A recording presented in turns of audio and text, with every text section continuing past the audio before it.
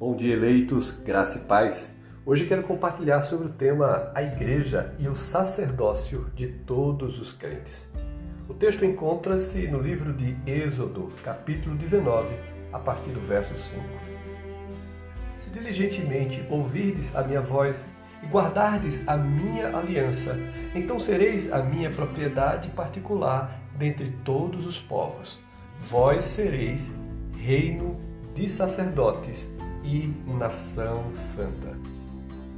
Dentre os princípios fundamentais defendidos pelos reformadores do século XVI, está o que chamamos de sacerdócio universal dos fiéis ou sacerdócio de todos os crentes.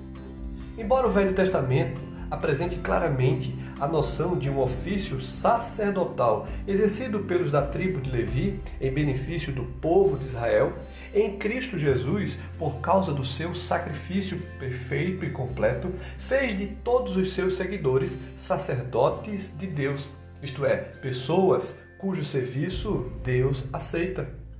O texto de Apocalipse, no capítulo 1, nos diz: aquele que nos ama e pelo seu sangue nos libertou dos nossos pecados e nos instituiu reino, sacerdote para seu Deus e Pai. Isto nós chamamos de sacerdócio universal dos crentes. Deus não faz separação entre pessoas e pessoas.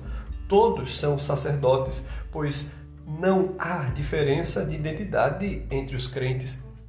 Exatamente isso. O que é a igreja? Nas Escrituras, a igreja é vista essencialmente como a comunhão dos santos. Luiz Berkoff, comentarista bíblico teológico, diz, isto é, a igreja, ele fala, é a reunião dos que têm participação com Cristo e das bênçãos que nele há.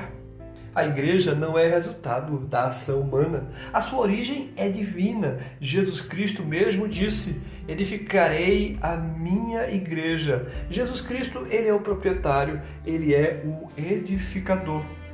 A comunhão da igreja é produzida e mantida pela presença e pela ação permanente do Espírito Santo. Assim como Paulo nos fala em 1 Coríntios capítulo 12, pois em um só Espírito todos nós fomos batizados, em um só corpo, quer judeu, quer grego, quer escravo, quer livres, e a todos nos foi dado beber de um Espírito. Amém. No Antigo Testamento, Deus distingue a Israel das outras nações, chamando-a de meu povo, como nos mostra Êxodo, capítulo 3. Disse ainda o Senhor, certamente vi a aflição do meu povo que está no Egito. Independente de ser israelita ou não, o povo de Deus é formado por todos aqueles que estão em Cristo Jesus. Assim como também nos fala Pedro na sua primeira epístola, no capítulo 2.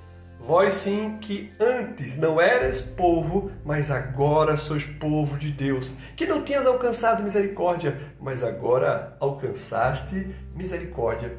Então nós temos 3 ideias básicas que estão ligadas ao conceito do sacerdócio de todos os crentes. O primeiro é, o povo de Deus é um povo escolhido. A igreja é uma comunidade de pessoas escolhidas pelo próprio Deus. Moisés afirmou em Deuteronômio capítulo 6, o Senhor teu Deus te escolheu para que fosses o seu próprio povo de todos os povos que há sobre a terra. E também Pedro, na sua primeira epístola, no capítulo 2, verso 9, diz: vós, porém, sois raça eleita, sacerdócio real, nação santa, povo de propriedade exclusiva de Deus, a fim de proclamardes as virtudes daquele que vos chamou das trevas para a sua maravilhosa luz. E também nós vamos ver que o povo de Deus é um povo chamado. O chamado de Deus é a essência do conceito neotestamentário sobre a igreja, como nos mostra Paulo em Romanos capítulo 8. E aos que predestinou, a esses também chamou. E aos que chamou, a esses também justificou. O povo de Deus é um povo também comprometido. Deus e o seu povo estão comprometidos através da aliança que ele fez conosco. Por meio dessa aliança e de seu sacrifício, Jesus introduziu cada crente na presença imediata de Deus, transformando-o em sacerdotes ao Senhor. Sobre a nova aliança, cada cristão está capacitado para cumprir as funções sacerdotais, assim como diz João em Apocalipse capítulo 5. porque foste morto e com o teu sangue compraste para Deus os que procedem de toda tribo, língua, povo e nação. E para o nosso Deus os constituíste reino e sacerdote. Assim, uma distinção de papel na maneira que cada um serve ao seu próximo, ao seu irmão.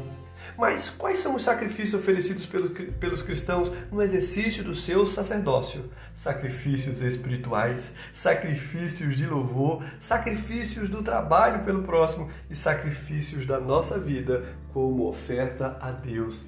Assim como diz o profeta Isaías, vós sereis chamados sacerdotes do Senhor e vos chamarão ministros de nosso Deus. Isaías 61. Então, meus queridos, não esqueçamos da palavra de Deus. Se diligentemente ouvirdes a minha voz e guardardes a minha aliança, então sereis a minha propriedade particular dentre todos os povos. Vós sereis reino de sacerdócio e nação santa. A Deus, pois, toda a glória pelos séculos e séculos. Amém e amém.